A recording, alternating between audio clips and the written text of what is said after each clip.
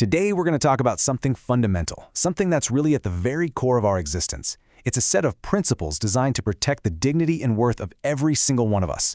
We're talking about human rights. But, before we dive into all the legal definitions and the big global agreements, let's just start with a much more basic question. What does it actually mean to be human? What are the absolute minimum conditions we all deserve just for being alive? Well, the world kind of answered that question with this incredibly powerful idea that there are fundamental rights and freedoms that belong to every single person from the second they are born. And look, this isn't just some nice philosophical idea. It's a concept that's been written down, codified in major international agreements, most famously in the Universal Declaration of Human Rights, which the United Nations adopted way back in 1948. So, to really get our heads around this huge topic, here's our game plan. We're going to look at what these rights are, what happens when they get violated, we'll unpack the causes and effects, check out the global watchdogs fighting for them, and finally, get to why they are quite literally the bedrock of our world. All right, let's dive in. First things first, what are we actually talking about when we say human rights? It's not just one big single thing. It's more like a collection of interconnected ideas that cover pretty much every part of our lives, and they're usually grouped into three main categories. So first up, you've got civil and political rights. Think of these as your personal freedoms. The right to live, to say what you think without being punished for it, and the right to be treated fairly by the law. Then there are economic, social, and cultural rights. These are the things that ensure you can live a life of dignity, like having access to an education, getting health care when you're sick, and having a safe place to work. And finally, there are collective rights. These apply to whole communities, like the right to develop and to decide their own future. But here's the tough part. Just because these rights exist on paper, it doesn't automatically guarantee they're protected.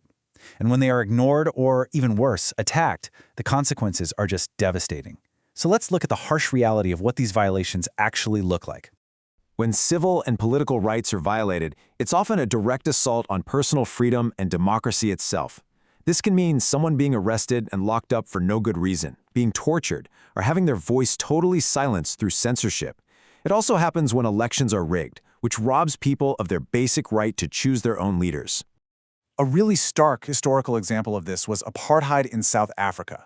For decades, an entire system of laws was built for one purpose: to systematically deny black citizens their most fundamental political and civil rights, all based on the color of their skin.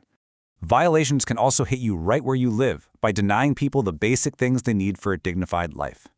This is what's happening when kids are denied an education, when families are kicked out of their homes with nowhere to go, or when people are forced to work in dangerous, exploitative conditions, which is something organizations like the International Labor Organization keep a close eye on. You know, at the absolute heart of so many human rights violations is discrimination. It's when people are targeted simply for who they are, because of their race, their religion, their gender, or who they love. This can show up as systemic inequality, but it can also escalate into horrifying violence and persecution. And the most extreme, terrifying example of this in modern history is, of course, the Holocaust. This wasn't just random violence. It was the systematic, state-sponsored persecution and murder of 6 million Jews and millions of others by the Nazi regime. It stands as the ultimate consequence of an ideology that stripped an entire group of people of their very humanity, making the unthinkable a horrific reality. And then when you throw armed conflict into the mix, that's when we see some of the most horrific violations imaginable, often classified as war crimes or crimes against humanity. We're talking about deliberately attacking civilians, forcing children to become soldiers, and using sexual violence as a weapon. These are the kinds of atrocities that bodies like the International Criminal Court were created to prosecute. So you have to ask, right? What drives these terrible acts? And what are the long-term consequences? Well, the causes are complex, but they create this devastating ripple effect of injustice that can echo for generations. And often, you can draw a straight line from the cause to the effect. Authoritarian governments almost always lead to physical and psychological harm for the people living under them.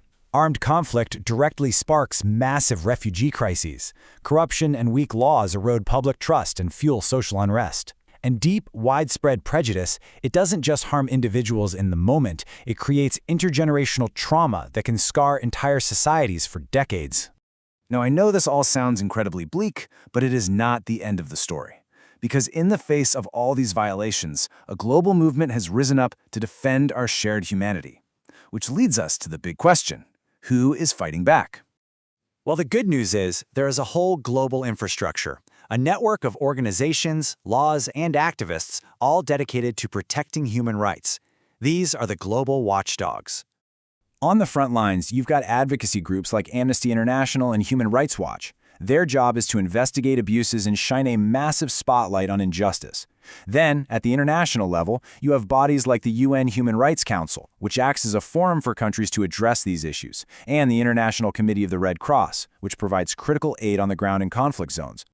And all of this work, it's not just based on good intentions. It's grounded in key international agreements. The UDHR is the big one, the foundation. But there are also more specific treaties that countries sign on to, like the Convention on the Rights of the Child or the Convention Against Torture, which create a legal framework to protect the most vulnerable people among us. Okay, so let's zoom out and bring this all home. After seeing the abuses and the incredible fight to stop them, we can ask that ultimate question.